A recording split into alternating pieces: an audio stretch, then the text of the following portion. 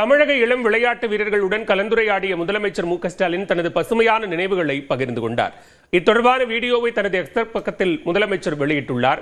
அதில் வீரர் வீராங்கனைகளின் கேள்விகளுக்கு பதிலளித்த முதலமைச்சர், கிரிக்கெட்டில் தனக்கு கபில் தேவ், கவாஸ்கர், சச்சின் டெண்டுல்கர், தோனி ஆகியோரை மிகவும் பிடிக்கும் என்றார்.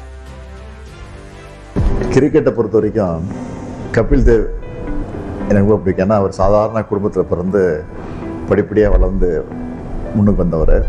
அவர் அது மட்டும் இல்லாமல் இந்தியாவுக்கே வேர்ல்டு கப்பை வாங்கி கொடுத்த முதல் ஒரு கேப்டனாக இருந்தவர் கபில் தேவ். அதனால ரொம்ப பிடிக்கும் எனக்கு. அதுக்கப்புறம் கவாஸ்கர், அது தொடர்ந்து டெண்டுல்கர், தோனி. இப்போ இருக்கிற இளைஞர்கள் தமிழ்நாட்டை பொறுத்த வரைக்கும் நிறைய இளைஞர்கள் வந்து கிரிக்கெட்ல வந்துட்டு இருக்கிறாங்க, மற்றதுலேயே வந்துட்டு இருக்கிறாங்க. நீங்களும் வந்துட்டு இருக்கிறீங்க. அதனால எல்லாரையும் பிடிக்கும் எனக்கு.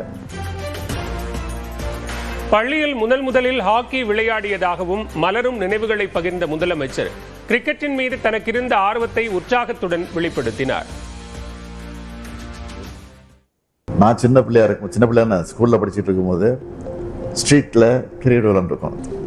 எங்க ஃபாதரே வந்து கிரிக்கெட் விளையாண்டுருக்காரு, தலைவரே. அவருக்கு நம்ம போலிங்லாம் போட்டிருக்கேன். நான் வந்து போலர். எனக்கு அதில் ஆஃப் ஸ்பின் தான் நல்லா போடுவேன் நான்.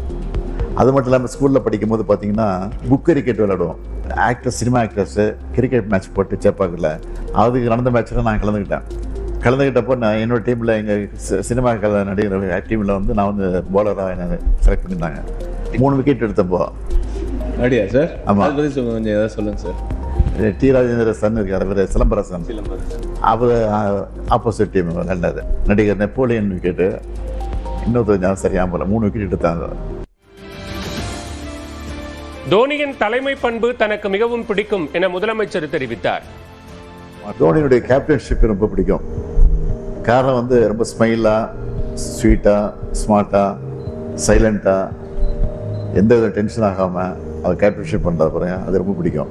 ஒரு பெரிய வழிகாட்டியா இருக்கிறார். இவ்வளோ வயது கடந்து போனாலும் இன்னும் அவர் வந்து விளையாடணும் அப்படின்னு சில ரசிகர்கள் வந்து ஆர்வத்தோடு காத்துட்டு இருக்காங்க பாருங்க, அதுதான் காரணம்.